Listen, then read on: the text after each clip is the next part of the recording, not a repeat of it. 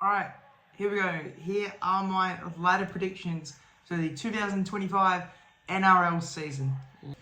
Alright, starting with the spoon. Going with the Knights. They're just going to fall off an absolute cliff from last year. They're just lacking in halves.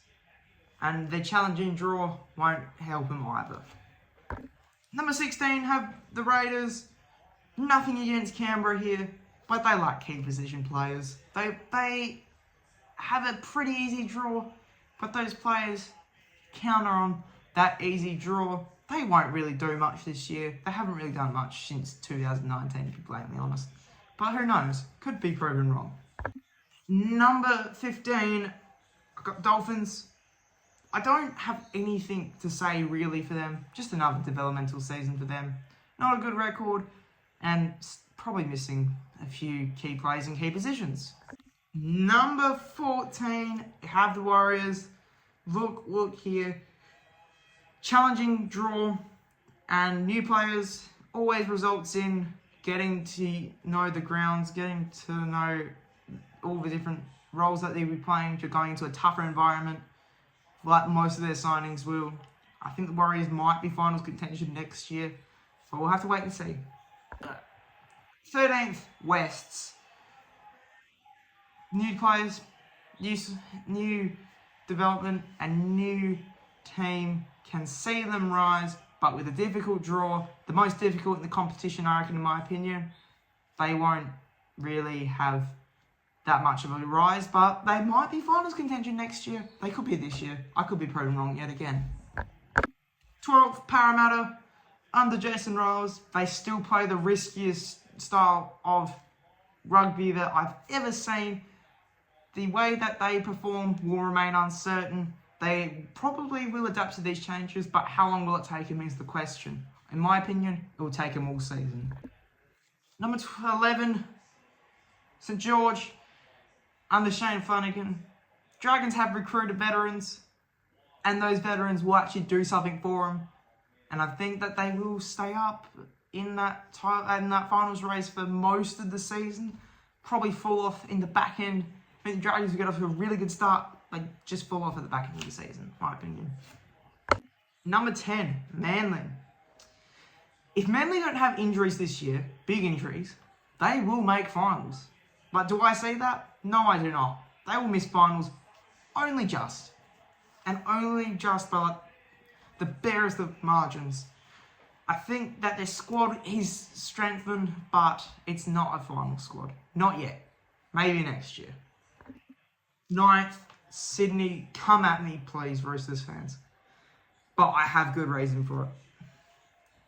Off-season losses, injuries to key players, and with a balanced draw, they could capitalise, but I actually don't see that.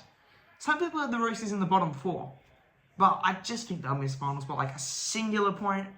Their record will show it if they have a draw against West towards the back end of the season when they play them. But that's just my opinion. 8th, the Bunnies. Only making the top 8 by a singular point. South Sydney, they have early setbacks every year, somehow make finals towards the back. They always perform well at the back end of the season. But I think last year they didn't. This year they will. That's what has them in the 8 for me. Number 7 for me is North Queensland. They always have injuries. They always have player departures. But they somehow still make finals. But will this time, will it make an impact to their chances of top 4? Yes, it will. But they will still make finals. But they won't get past week 1. Going in to number 6. Number 6, I have the Gold Coast Titans.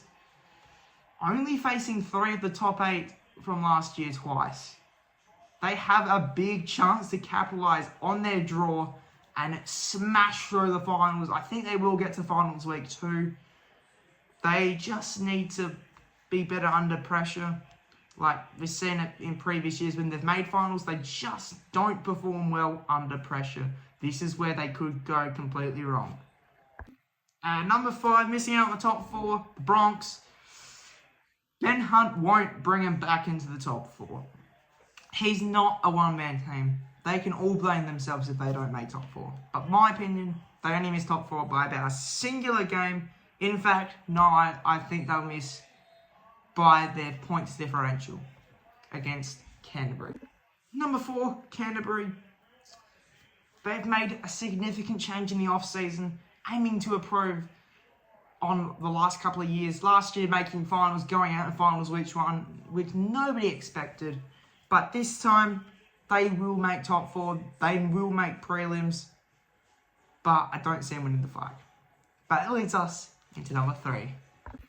Number 3, Penrith. Well, 5 in a row might happen. No, it won't. Key players out the door.